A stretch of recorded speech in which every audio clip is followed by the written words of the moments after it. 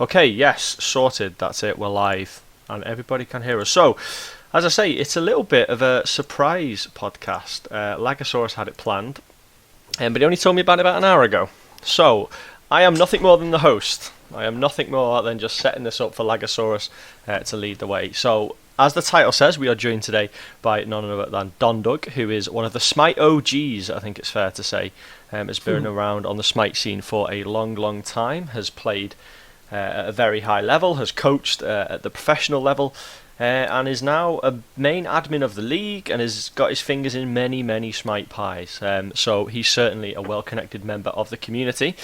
Those of you who have been part of Smite Night will obviously know Don for a long time. Those of you who are just tuning in, because I know there is a couple who've come over from my coaching group, this is, of course, Don. And I will now hand over to Lagosaurus, who I believe is going to lead the way on this podcast. I am nothing more than a pretty face and a voice to introduce. Off you go, Lago. Right, thank you for the excellent introduction. So, just start things off, Don. Kind of the big question for me is, how did you go from just being like a regular Smite player, just some guy who just found it, played for fun, to kind of a top level coach to where you are now? Yeah, so I mean the thing is that you honestly like you just start like everything else. You play the game, you enjoy the game. I think the main thing that I had is I started very early playing Smite, so I was playing with the Complexity boys back in the day. When everybody was on the same server, you get to know the people you play with them. Also stealth on the same server, you play with Lobster, you play with all these big names, and then you just kind of it's a circle of friends because there's not a lot of people when you're playing beta. So it just kind of starts off with that, and then as the game progresses, when you participate and you involve yourself in things. I mean, you forge teams, you're active in the community, you're constantly looking to get known. Like you build up connections as you play, as you expand your circles. So we kind of just started off with that. And at one point, I think in season 2, or season 3, I don't remember, they started doing the EGL tournament in Smite, and that's kind of where I got everything at least. That's when I made a team with, because I knew Deathwalker and the Kalas was having a team, so I made a little team together on my own. We started scrimming them, and it ended up us merging. Then I picked up Hazer, and then I just naturally became the coach because those players were a lot better than me, and then I turned up to do pretty good as a coach. That's quite good. So, kind of, you said kind of like they were a bit better, but is there something else that made you like to really want to start coaching? This is something you kind of always wanted to do in gaming, or is it just something you thought, oh, it seems cool, I might try it? No, I think so. I think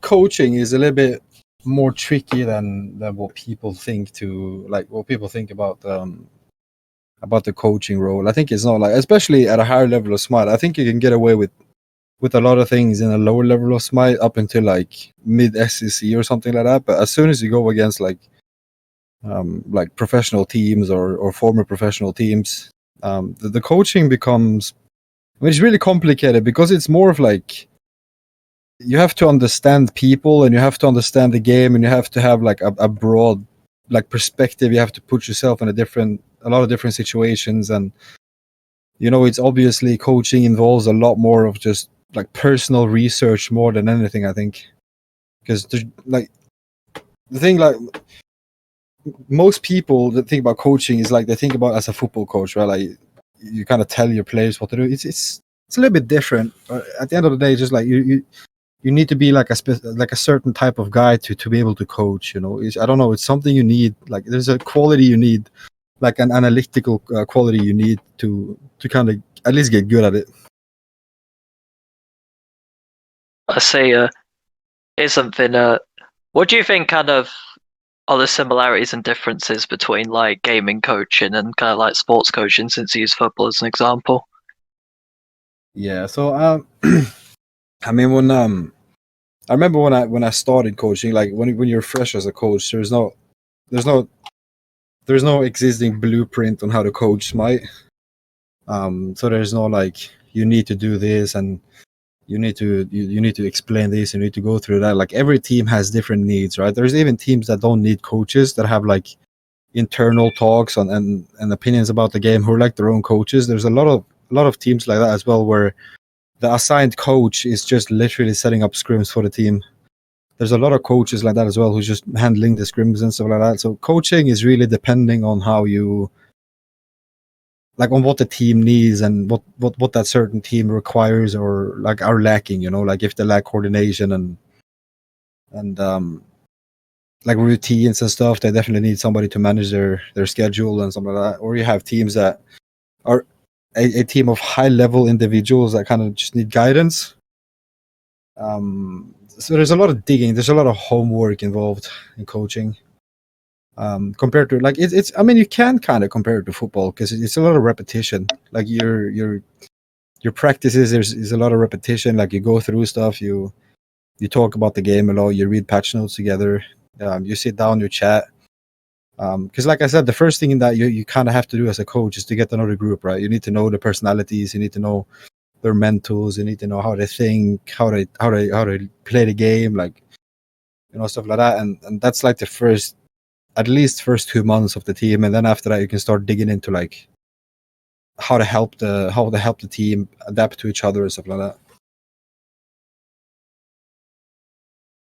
It's definitely probably a lot more in depth than people probably give coaching in gaming for, I'd say, like credit Absolutely. for.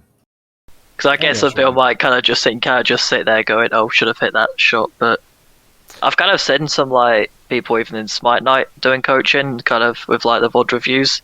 They say a lot of things that I kind of wouldn't really think of, even when it comes to like quite small, subtle things like, "Oh, you weren't dragging the buff properly," that sort of thing. I think it falls into two categories, doesn't it? I think you've got teachers and you've got coaches, and they're two very different things. So it all kind of gets put underneath coaching, doesn't it? But a lot of it, unless you're at the professional level, you're teaching basically, because you're teaching people how to get better. But at the professional level, you're talking to people that have already mastered their craft. It doesn't matter what it is, whether it's football or Smite. You're talking to people who are the best at what they do. They don't need to be told how to leash a buff or how to build properly. They need to be. It's managing those personalities and those play styles and to get the best out of them. And of course, I've not coached at the highest level. I only coach sort of like what would be classed as maybe grassroots Smite, but I imagine top level coaches have to deal with, you know, getting the best out of, say you've got a jungler who's a bit, you know, one personality type and a support who's another. You have to merge and make sure that you get the best out of the two of them. And I think what I've seen a lot of coaches, not necessarily in Smite but in other aspects, where they kind of just tell people what they should have done, and it's like hindsight doesn't. You're not really teaching anyone something there. You're just sort of saying, "No, you should have hit that." Well, yeah, obviously, it's of course I should have hit that, but like that's the point. I was trying to hit it. Yeah, exactly. And no, I think this is something I would call an English diff, right? Because Kara put it perfectly here. Like this is like beautifully spoken by Kara. I think it's absolutely accurate. You know what I mean? Like it's not like I don't know how like whenever you go into coaching, like let me give you like a breakdown of how it should be done, right? So how it usually works out. When you're coaching higher levels is that you spend the first month or two just kind of watching the games, right? Like you don't really have an input. Like you cannot come into that game and explain them how to play the game. You cannot come into like a professional team and tell them you have to do this and you have to walk this way and you have to go that way and you need to go to the back camps at that time. Like this is just silly at that point, because these are players that have clearly outranged you in form of performance. Like they're clearly better than you. So you don't need the coaches to be better than the players. That's not the point of a coach. The point of a coach is to, like, you need somebody who can kind of spot out things and put one plus one together and kind of make two, you know. So the first month is just literally sitting there watching repetitive mistakes is one of them, listening to who's kind of got the leader voice and comms, like who's you like literally taking notes of names. Like this guy has been calling out 3 times now, that has been working, they've been listening. This guy's been calling out 3 times now, it hasn't been working, and they're kind of semi-committing to it. Like you need to spot those things out without even telling the players, because you can't really say to the players like, you need to listen to this guy. You need to explain them like in a professional way that like the way that guy called in the right situation. You need to explain them, this is the play you need to be focusing at because this is where you're going, right? Like it's a lot of psychology, I think, involved in it, where you have to like make them understand without kind of using them as an example. You just have to make them kind of follow that path naturally. And of course, like Kara said, in lower levels it's teaching, right? Because at that point it's just like you can tell the players what to max an ability, you can tell the players how to leash buffs, you can tell the players where they should fight. You don't want to tell that when you're coaching like a decent team, so to speak. Like there's no need for you to tell them how to fight or how to press abilities. And I'm sure that the coach for Camelot Kings isn't telling Captain Twig when to throw his Erlang spear out, like stuff like that. You don't really need to tell him that. So it's a lot more psychology, I think, in the end, because it's a lot more spotting out mistakes and kind of just making them understand stuff that they don't really see from a bird's eye view, which is where you kind of need a little extra. What I was talking about earlier, you kind of need this little. It's a quality that you need to have to kind of just be able to just spot out how to win games, and it's a lot of talking together where you sit down in a group and figuring out how to explain them what you're seeing and how to make them understand, and it's got to make sense to them as well. Like it's not a dictator thing where you're just like, okay, we should play the game like this. Like you cannot tell anybody how to play the game. Like you need to let them play their game, but you need to help them play their game better or even perfect. That's how you do it as a coach.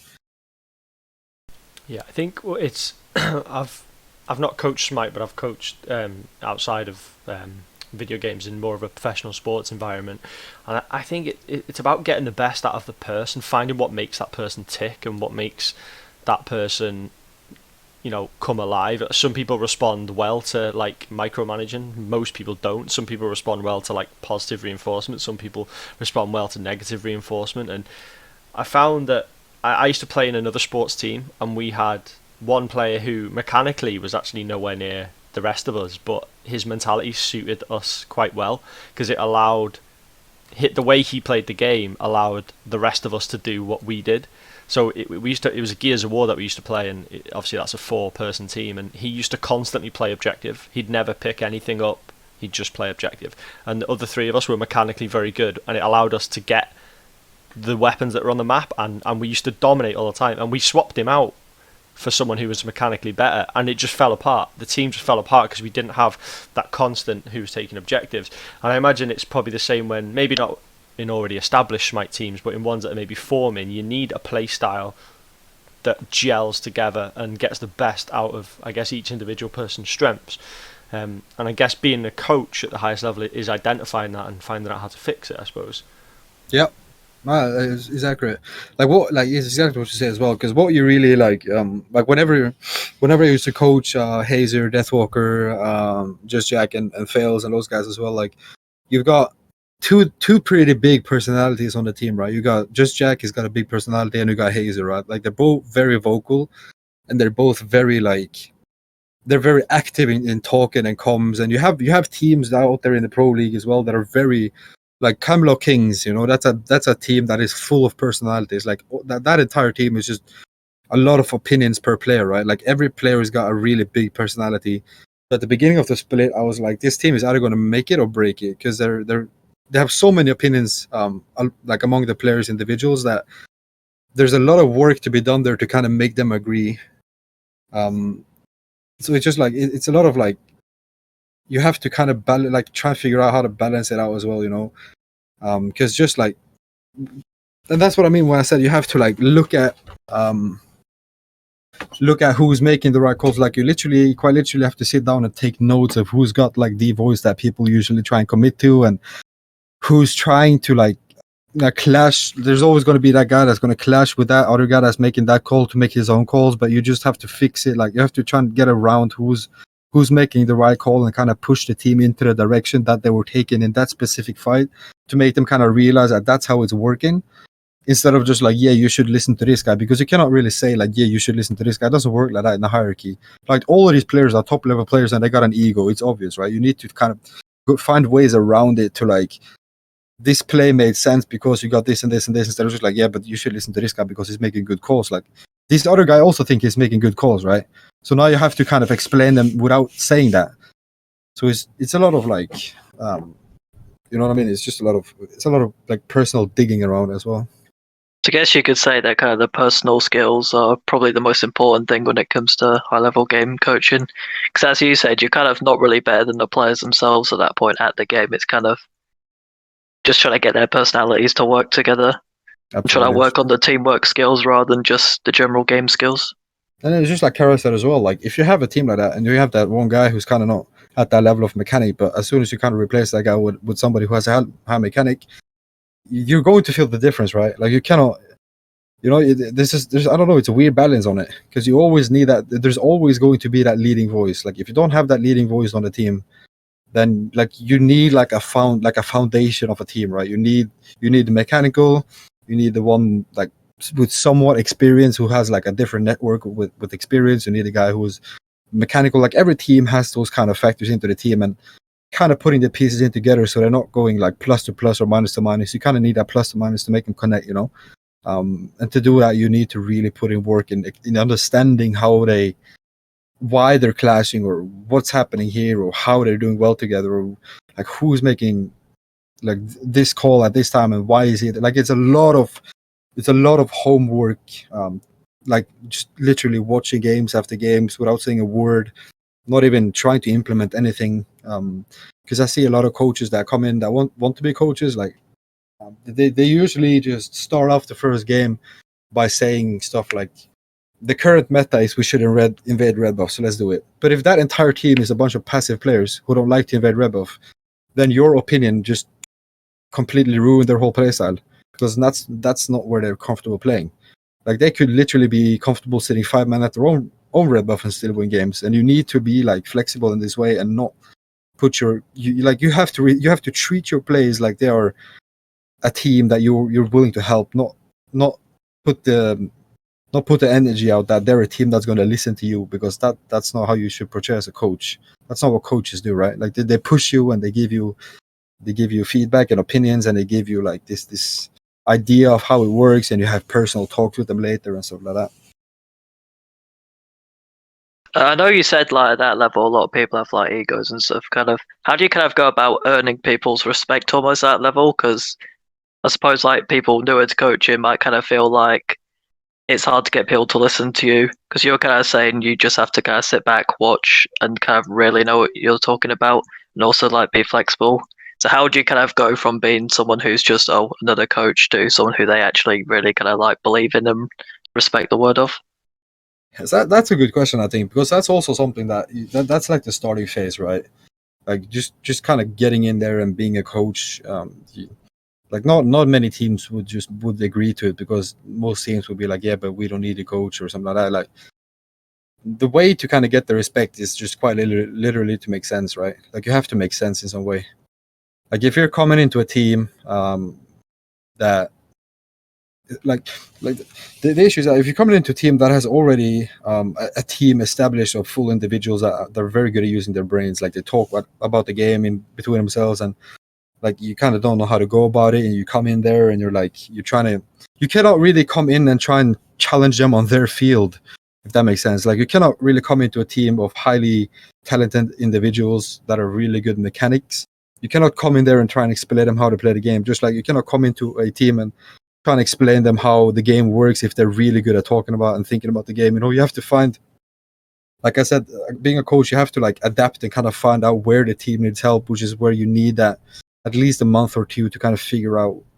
Like you need just to watch games where you're just getting to know them personally and getting to know the players and how they play, and taking notes during the time. Like my notes are usually just like comms, like where the comms lacking, where's it going right, where's it going wrong, who's usually got the leading voice.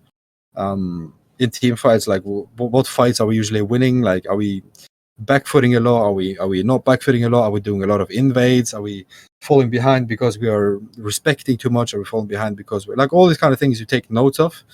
And as you're taking notes of those things, then you kind of just like you're picking up on small things in comms and on the person that are talking, and you get to know them this way, and you chat later and you ask them questions about like what do you think about the play you made around goal fear at 24 minutes when you got wiped? And some guy's gonna come up with, yeah, we should have fought.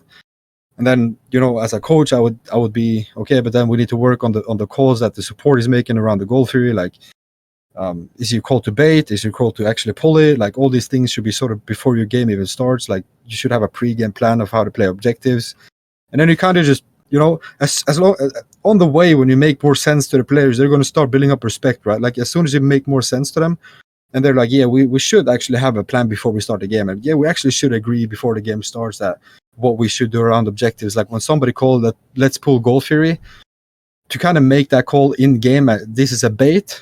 Like that's to me is telling me that it's not already planned. Like as a coach, I would say before the game even starts, when somebody calls for a Pyromancer, you should always agree before the game. Like that call is just for a bait, so you know that as soon as somebody calls that Pyro call, you know that your support is going to bait it, right? Like he doesn't need to call out he's going to bait. Like you know it because you made that plan before the game.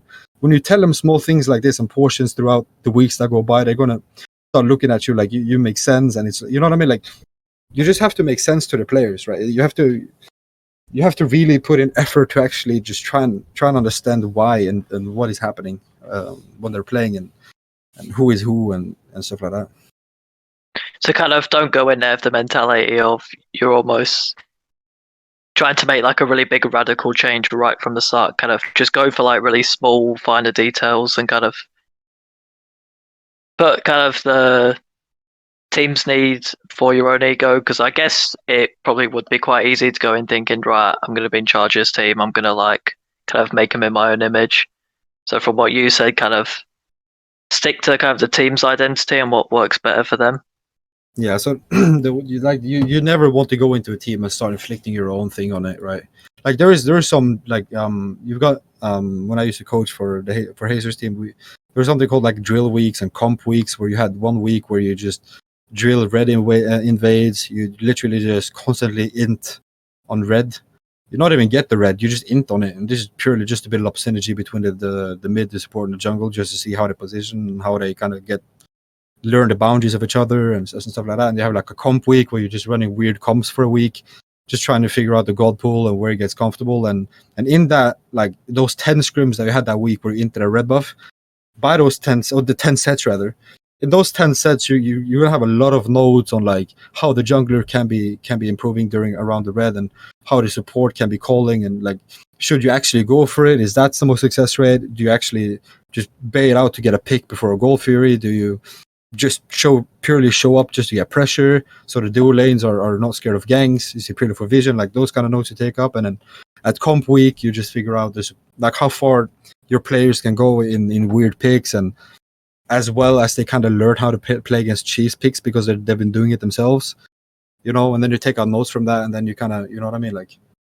that's how you kind of start up building.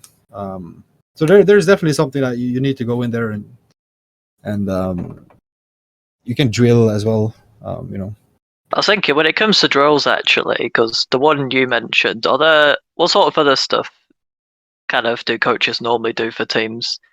I've seen like a few different approaches. Like when it comes to like mechanical things, they'll sometimes put you in arena and I don't know, put you on something like Ulla and force you to like play full ability based, or how like kind of do you set things up? So obviously, it's not like football where you can kind of just put a bunch of cones, say kind of dribble around this with it. Like if someone wants to improve at something specific, like you said with red buff in base, what would be some other things you could think of? I mean, if my carry, well, a semi-professional team tells me he's never played Uller full pen build, I'm going to ask him some real questions. Where he's been the past few years, because I'm expecting him to know that. I would never recommend anybody to play arena games to get better in comp. I would say the quite opposite. I'd say if you go into a scrim and you int your ass off and get 25 deaths, then you have the reason why that thing didn't work. It's just because it didn't work. It's not because it's not like if you're scrimming a team that's on your level. If you've been scrimming a team for 6 times and it's going 3-3 in scrims, and then suddenly you pull up a Chernobog and you go full defense and it doesn't work out, well, you have the answers because you got Chernobog full defense, right? So those are just the things like if you want to, like the drills that are usually done are usually to build up again, like it's like a process tree, right? Because you start up getting the experience of the team, you start understanding what they're playing and stuff like that, and then you start drilling stuff as soon, like your opinion comes into the coaching aspect later on as you get to know the players, right? So you get to know the players, and then you kind of sit there quietly, you take notes, you ask a little bit of questions, but mostly you want to learn who they are and what you're dealing with and where they might need help. You might figure out that they're usually really weak in mid, and then you definitely drill. After a month, you definitely start drilling some hard pressure around red or hard pressure around purple, just to get them really deep, just to see how they where they get uncomfortable. So you just literally tell them, can you run at the purple buff for 25 minutes? I just want to see. Don't even matter if you win the game. Like, it's a scrim. You're not playing to win games. You're not playing for pride. You're playing to understand each other. You're playing to get synergy. It's just playing casuals together, except you're playing as a team that's also playing a 5v5 in comms. Like, you're not playing scrims to win games. You're playing scrims to learn how to win games, you know? So it's a learning process. So I'm just telling them to run at red buff or run at purple buff for 25 minutes. Please do as you want. I just want to see how you do it. They do that for a week straight, and then you take notes during, you talk to them during. You can pick up things like the backline might be getting dove a little bit, or the jungler might be out of position, and you can just tell them, what if you try get the support to run in first? What if you let your carry or your mid laner try and just sit in mid, kind of bait somebody to mid while your jungler and support are rotating? Like, you just try all these things, like, as you're going along the way. When you have, like, imagine if you have scrims every day, you get 3 games of scrims every day, then you get like 3 games where you can do different things times 7, right? So you get a lot of games where you could just try out stuff.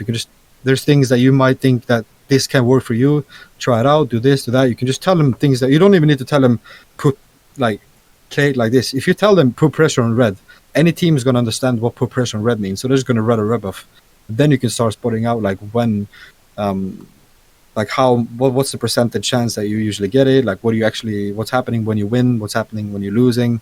You know, you can see the repetition of the pattern of the players, repetitive mistakes and stuff like that. You know, so that's kind of how you do it. I think I can probably jump in a little bit on this one when you were speaking about drills there, Lager.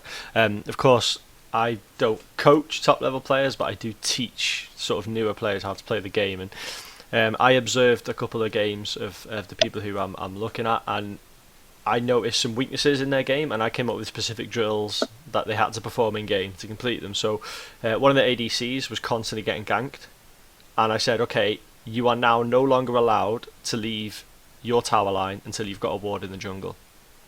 That you have to ward the jungle, or you have to stay underneath your tower. And then I noticed I played with a support who was just using too much mana in the early stage of the game and constantly having no mana for team fights. So I said, right, you can now only use one ability on the wave. Then you have to use the basic attacks. That's it, and you can't do that. And then they slowly started to realise that actually they should be saving their abilities for the team fights. And then there was another one where the jungler was rotating, but almost without a purpose. It was almost like they were walking through the jungle and then changing their mind and going back. And I said, okay, now if you set off to left, you have to go all the way to left, even if the person you were going to gank is dead, because then it makes them think, is it actually the right decision to go all this way over here? And I think it worked, and I think that's what you were probably alluding to, wasn't it? Like, it was little sort of drills that you can put in place that how to like kind of just improve on quite specific things. Might not have worded that very well. Yeah. But one thing I was going to move on to is kind of because we've been talking a lot about high level coaching, but kind of when it comes to lower level, do you have any experience in that area, Don? Like, from lower level, or has it kind of all been quite high? I'm not. I started at a pretty high level, I think. I mean, obviously we played EGL, and it's a step under SOC, but the team that I had were, I mean, as you see, Deathwalker went on to be one of the better solo laners to ever play the game. Kalas is playing in the scene still. You know, Hazer's got a big name. Like, all of those guys, like, no numbers, were in the SPL for a long time. Like, they were all, like, obviously pretty good players. So it's just like, for them, it just kind of felt naturally to just listen to me when, like, I actually explained them stuff. They kind of just did it the right way immediately, but I didn't coach any team before that, but I have been helping out teams as well. And I think, like, the way to go about it around that level, in a little bit of a low level, is that you'd have to make them understand that there is help you can get from listening to others watching your games. Like, no matter if you're a coach or what you are, is having people watch your games and put their input in, as long as the input is not like, why didn't you go spectral? Like, if anybody says that, just don't listen to them. or why didn't you box him there? Just don't listen to that.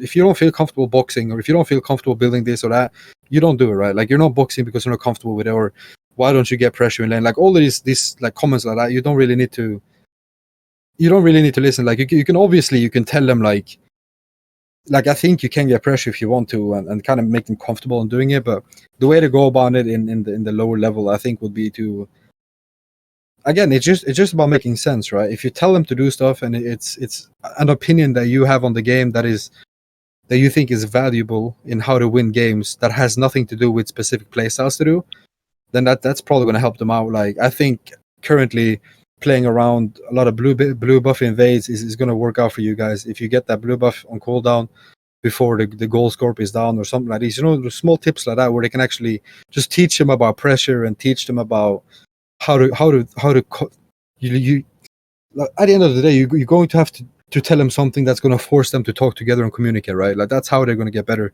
Like, you're forcing them to do stuff that's going to make them talk together and communicating between each other and coordinate. So if you just put them up to small tasks like that's going to be like essential for any team, even high level and low level. I see as well what you were saying about kind of just saying, oh, build spectral, oh, should box. I'm kind of just saying to someone get pressure in lane could almost be like spamming save yourself after they die. Yeah, no, I'm guessing it's a very common. I have been helping out some people in coaching before. It's a very common thing that I've seen over the years of Smite. Is just a lot of coaches they come in and they're explaining how to build and where to fight and where to ult through walls and where to do this and that. And I'm just trying to explain them it's not really your job to play the game for them. Like, you have to respect how they play, and you've just got to help them get better at what they're doing, right? Like, your job is not to tell them where to fight or how to fight, or your job is to tell them where is your fight usually going wrong and where is it usually going right. Like, 50% of the time your fight is going bad at this spot. Like, maybe you can try and wait 3 minutes and then go around with you try and coordinate with a jungler. Or what I like to do as well is to get those bad habits out of the system. Like I said, I put them on tasks.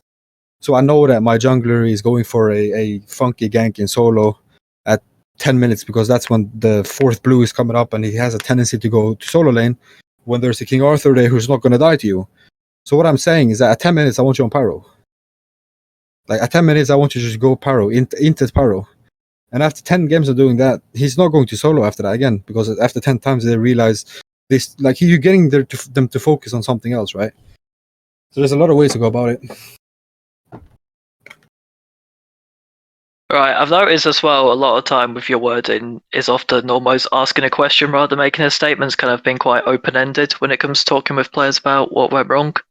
Yeah. So just saying this went wrong because of this, you can kind of be like, right, what do we think went wrong here? And then you can kind of just be like, well, this person might have been out of position here, so what do you think could have been done different? So do you think maybe kind of more so asking questions rather than just making statements? Or would you say in some situations it's better to just say? You definitely talk. You definitely ask questions, and like I said, it's not a dictator. Like, you have to. It's a lot about talking together, and like, you can ask questions like what happened and like what. Like, if he's like, I'm inting, like I just trolled. Like, obviously he knows he's trolled. It's not like, yeah, but you should maybe take 2 steps back and 1 step right, and then maybe rotate back to back camps and do that. It doesn't really help him, because at the end of the day, he's not going to remember to take 2 steps back and 1 to the right and then go to the back camps, right? Like, just maybe tell him to like put him on a task or something. Just tell him, or tell somebody that you kind of get the time frame that he's been doing it. You tell him, at this time I want you to pressure mid camps, or I want you to look at a fight in mid at that minute. Then he's going to come in and do that rotation instead of doing weird rotations around and be at weird spots at weird times. Try and connect the dots together and see where it's going wrong. And if that doesn't work, then you kind of force, maybe try and tell the support how to do it earlier to get help or something like that. There's a lot of ways you can do it, but it's a lot of questions and a lot of open conversations with the team as well, to not make it like, to not force your your opinions onto the field, so to speak, and maybe throw some ideas up in the air and let them kind of talk around that idea and how they prefer it and how they look at that idea and what they would think about it instead. And then at the end of the day, you're gonna come to a conclusion that everybody's happy with, and then it's gonna be an agreement, right? And as a coach, you would write it down, on a sheet or something, so everybody can read it. And then before every game, it's like you can take like a re-session where it's like, look what we talked about yesterday. This is how we're trying to do it today. Don't really think too much about it. Like we're not really just looking at the sheet as we play the game, but just keep it in mind that that is going to be how we want to try to do stuff from now on. And then you just take it from there. I think that highlight the open-ended question style sort of separates the difference between like parrot learning and understanding. Like I see parrot learning is almost the absolute worst way to teach anything, because you're just saying do this, not this is why we do this. And I always find that when in the games I've watched, rather than say to the people I'm teaching, I don't say, don't go over to invade purple there. I say, why did you go over to invade purple? And you never know, they might have a good answer. They might say, because I knew the enemy jungler wasn't there, I thought I could take it, I had ward vision. And you go, okay, fair enough. But it also might give you an insight into what they haven't noticed, because you might be telling them that invading purple is a bad idea because there was a team fight going on in mid. And if their answer is, because I thought I could take it, then you go, okay, maybe they haven't noticed what was going on in mid. And then that's where they need help. They need to work on the fact that they haven't noticed something else that's going on. So yeah, the open-ended question style is always the way to do anything, I think, because it's the old saying, give a man a fish and he'll eat for a day. Give him a fishing rod, he'll eat for the rest of his life. If you just say to someone, don't go to purple, they won't understand why. But if you say, okay, this is why we don't do it now, we do this instead because of this, then it helps people understand a lot better. And that's always the style I try and do when I'm teaching the sort of newer Smite players. Yeah, absolutely. That's absolutely how you do it. Like it cannot be a dictatorship. Like it cannot be you telling them how to play games and stuff like that. Like Harry said, if they're doing something at purple and you ask them why you going at purple or something like that, and they give an answer, and then you can like follow up with some sense as well, with some insights, because you've been studying what they've been doing. And it's, if you try and pay attention just a little bit more and get some more info about your mid laner, where he's at, and if he's calling out that he's in mid and who's in mid, then maybe you're going to get like, that's why we did it, because he's calling this out and that out, and then they get aware of what they've been calling.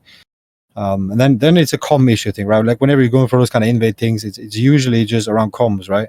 Because most of those kind of things is going to end up who's calling what and what the initial call is, and how people are reacting to that call, Because around an invade on purple, there's not really much that can go wrong, and if it goes wrong, then they've just misplayed it, right? Like there's always a communication behind every action that you do in game.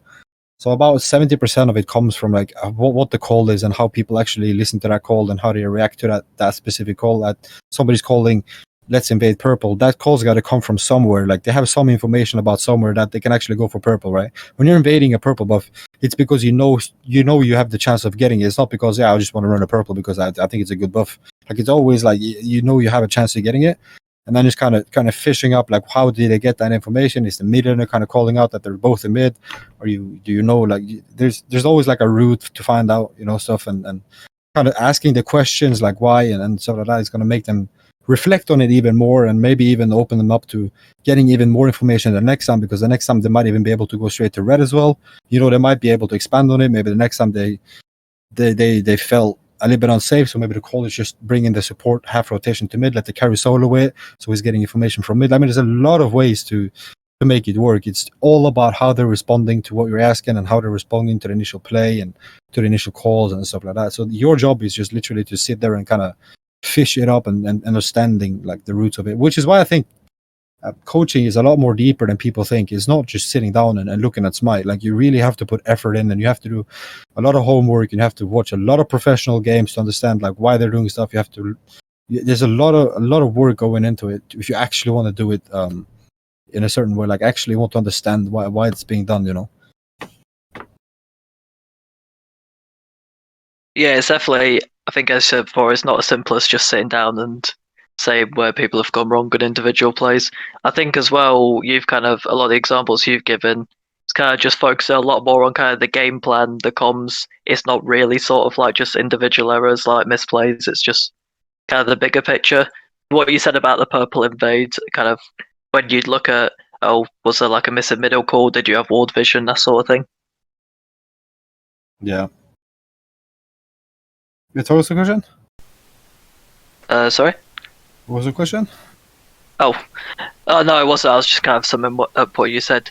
Yeah. So I think the next thing to kind of go on to, so let's say someone came to you kind of like, so I've been thinking about getting into coaching, kind of like a Div 3 level team in this league, kind of what would you kind of tell them for their like first game or two? What to like kind of keep in mind more than Absolutely anything? nothing. Absolutely nothing. You would just sit there and watch the games. That's all you do. You don't tell them anything. You don't know them. Like if you know them, surely you can. Like, it depends on like if you actually know the players, or are they your friends, or have you been playing with them a lot? Do you know like what they're doing and stuff like that. But even if you've been playing casuals, it's going to be different in competitive Smite. So for me, like usually the way you go in as a coach is you just sit there and shut up and listen and try and with a notebook and with a screen next to you or something like that, and you just take notes, you take screenshots, you take all these things, you keep it in a folder, and you rename folders about objectives, team fights. You try and remember the comms. You write down keywords about the comms. You try and figure out who's making the most sense, and this is not going to take only one game. You need to watch quite a few games to understand who's got the leading profile of the team and who's kind of running the shots and who's kind of running the show from the com side, who's kind of making the mechanical side of it, so to speak, and you know who you need to your first game is going to be you sitting down, kind of just trying to get information about what you're dealing with in terms of players and what kind of team they are, etc. So I'd say the first week or two in amateur level would be just sit down and watch and try and understand what they're doing and try and focus on what they're calling out and try and figure out where it's going right, where it's going wrong. Look for repetitive mistakes. Those mistakes, I can tell from experience, are mostly coming around objectives and sieges.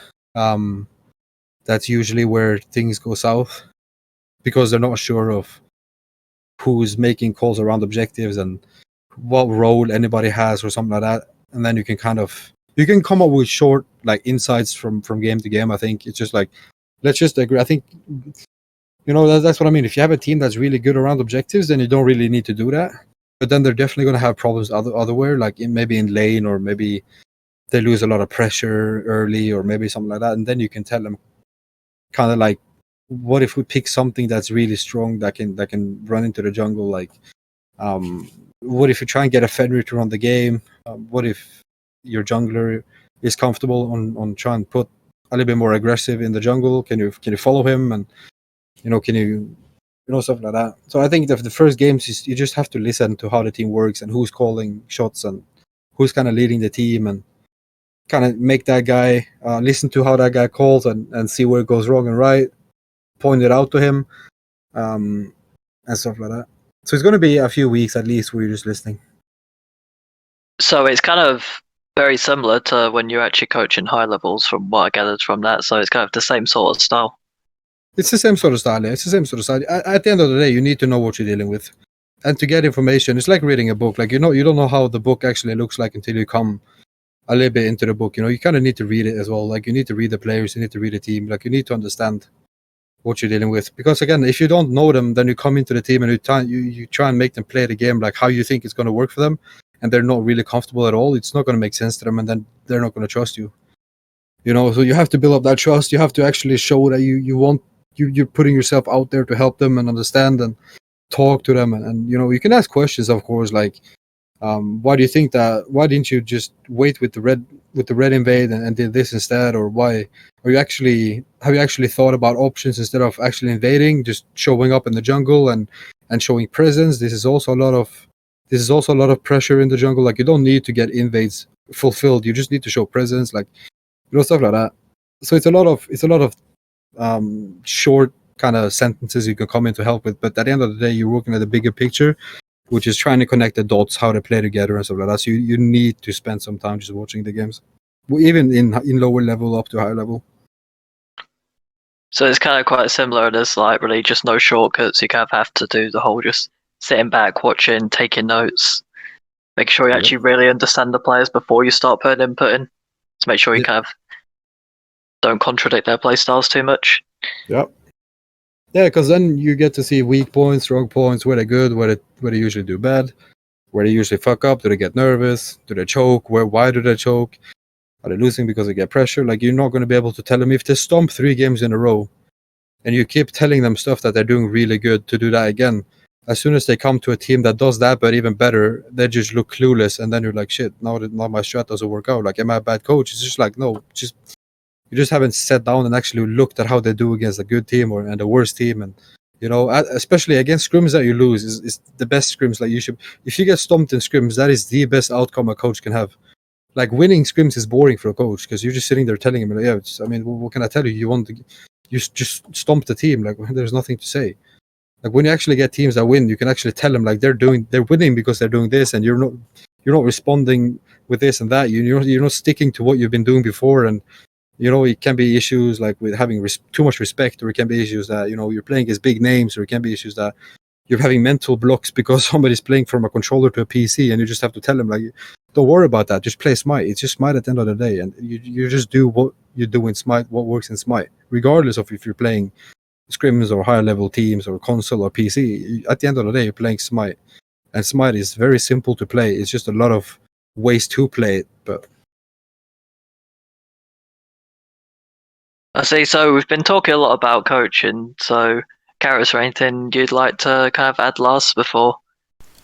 No, I think Don's covered everything pretty well, to be honest. I think he has echoed a lot of what I said, or what I had in mind to ask. So it's good to see that a lot of the principles sort of translate across between higher and low level play. Because as you said, at the end of the day, you're not a dictator going in and telling people how to play. It's not The Sims. You're not individually controlling 5 people. I think, as you said, to watch the first couple of weeks as well, because you might have a certain play style as a say you're an ADC and you're a coach, and your play style might be, well, I'm really aggressive, and if you take over a team where the ADC is not confident and you're telling you need to be aggressive, then you're going to put them out of. They're not going to be comfortable, and it's all going to go downhill from there. And I think this is sort of what a lot of football coaches do, isn't it? They come into a club with a certain play style, and they don't look at the 11 players they have, and they just say, yeah, this is how I want to play. And I think, yeah, it probably translates across to Smite as well. But no, there's nothing I want to ask. I suppose as well, like, obviously there are like wrong things you can do, but there isn't always necessarily just one correct way to play. I'm guessing there's probably quite a few ways to play, so kind of just trying to get them to play one way, like trying to make a passive player play aggressive, can actually be a detriment. Yeah, so I mean, one example that I have is that when I used to like back in the day with Hazer and Deathwalker and stuff like that, like Deathwalker was not even like he wasn't known across the scene back then. Like, he became known after I left to work out of the country, and then kind of Hazer took over naturally, and Obey came to us with the contract, obviously, and they got signed by Obey after they got into SPL. But before that, Deathwalker was just known in the scene for being a very good ranked player, right?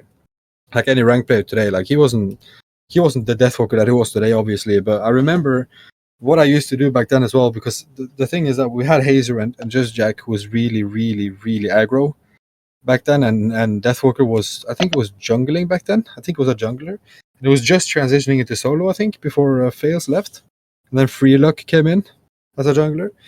And I remember back then it was very hard to kind of like, if I came into that team and trying to explain them how to play the game, it wouldn't have been the best outcome, because I remember it was very hard to make them play around Deathwalker, because he's very stubborn in the way he plays.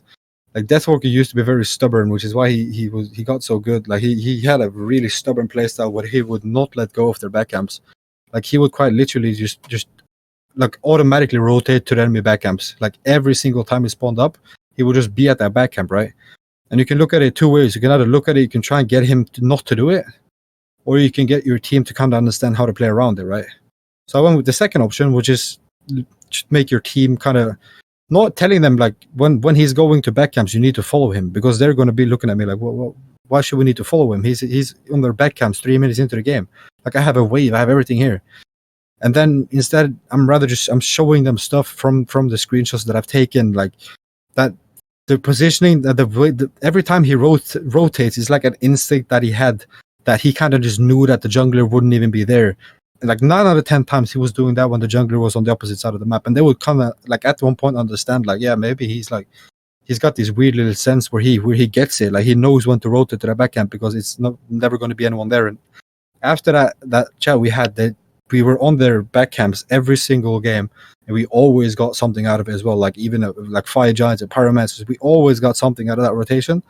That's small things that you just kind of, you have to, like, I think it's very hard to kind of get around how to work on a brand play, especially when you have very vocal team like just Jack in the mid, who's never shutting up. Like he's always talking. He's talking when he's using potions. He's talking when he's pressing ASD. He's talking every time he does anything. Like he's literally talking when he's left clicking and scrolling. He's never shutting up, right?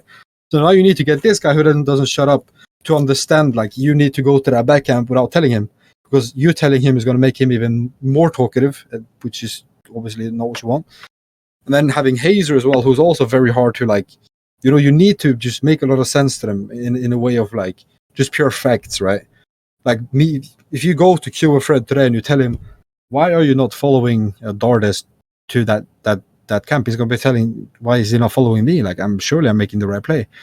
And then you have to show them different things, like this is why and this is why, you know what I mean? So yeah, I think going back to what you said about the whole kind of leaving it a few weeks, you said kind of with Deathwalker, kind of 9 out of 10 times the jungle will be on the other side of the map. I think kind of why it might be important to kind of wait a few games before you give input, because if it was your first game coaching that team and it was one of those games where the jungler was the 1 out of 10 and you end up telling them not to do it because of it, exactly, you don't and really also, get the accurate picture, because it might actually be something that works. Most games that game might have just been that 1 out of 10. So yeah, that too. And also that as soon as you tell him then not to do it, and he's kind of just like now like he decided to trust you for, he's come to the conclusion that he wants to trust you, and then you've told him not to do it because you have seen the one game that he played and didn't work out. Like you just made him really uncomfortable playing the game because he trusts you, and now he's not allowing himself to do that anymore, when originally that is usually how you'd actually make that guy one of the best solo lanes in the world. So that's what I mean. You need there's a certain brain you need to kind of just patience around it and kind of find out small wins into losses, and that's how you kind of turn that little loss into something winning. Because like I said again, it's not really a dictatorship. You're not really going to tell your players, if you're losing a red buff, it's not like you should stop invade red. No, you should absolutely continue to get that red buff. You just need to figure out when they have success with it and why they have success with it, and why is it going wrong, and how can you make that little factor that turns it into a bad play go into something positive. Like there's a lot of twitches and itches you need to go around to kind of make it work, instead of just like, no, we stop invading red now, we go straight to blue because we lost the one red invade after the first game coaching, and then you don't know, maybe you have the best jungler in Europe sitting right in front of you and you're telling him that. You need to kind of, like I said, the most important thing I think you need to do as a coach as well is just literally sit there and watch as many games as you just have the patience to do, and take as many notes, and then after the end of 2 weeks you just brush out with some notes. You just talk about all the notes, you write it down on a sheet, you make them think about it, you let it go another week maybe so they kind of thought about what you said. You talk some casually with the boys, and then after week 1 you talk to them about the ideas that you've come up with. Like, I think we're a good team in this and this and that way, but I think we need to work on the synergy between the mid laner and the jungler and the support.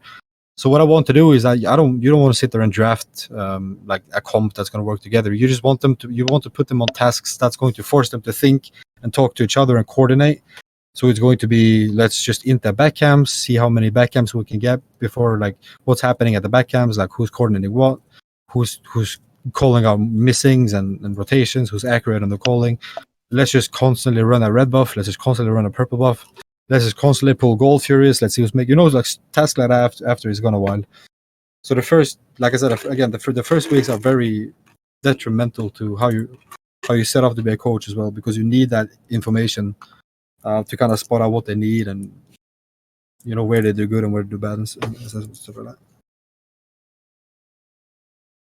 Well, I think that might have just covered it all. Is anything I would like to add on, or any questions in chat if there's any on Twitch, Kara? My mic was muted, I apologise. There's a few people in chat. I think there might be a couple of questions coming our way. I've got a question, Don. What would you do if you were in a team and they were trying to play Ao Kuang support? Listen up, Lager. Listen up to the answer to this one. I would not be on that team. Thank you. Hear that, Lager? Why don't you ask me what I would do if my jungler wants to play Freya? I think you'd say you treasure them forever and they're going to become the best jungler in the world. I like your ambition. That might be true. That might be true. I've We seen never worse in the jungle than Freya. The only thing is that was also played by you. I've seen I- Yorm, I've seen Cumbra, I've seen all kinds. So yeah, do we I have any just have questions a in the chat? unique playstyle. Do we have anyone who wants to fire anything our way? I know there's a couple of people from our my coaching, or teaching, I should say, group. Does anyone have anything to ask? In the meantime, Don, what are you making of the current meta, the current items that have been changed? There's a lot of people saying jungle's at its strongest now. What are you making of it? What's life like for you?